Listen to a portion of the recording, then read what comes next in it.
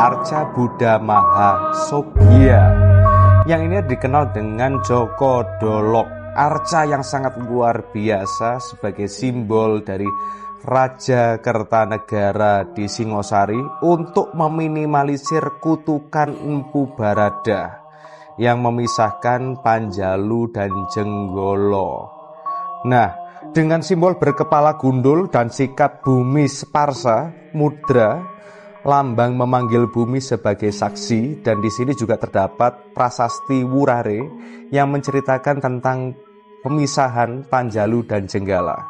Maka arca ini digunakan juga sebagai simbol dari penetralisir kutukan. Jadi yang punya kutukan kesialan, kutukan kemiskinan, kutukan perjodohan yang susah bisa meditasi di sini.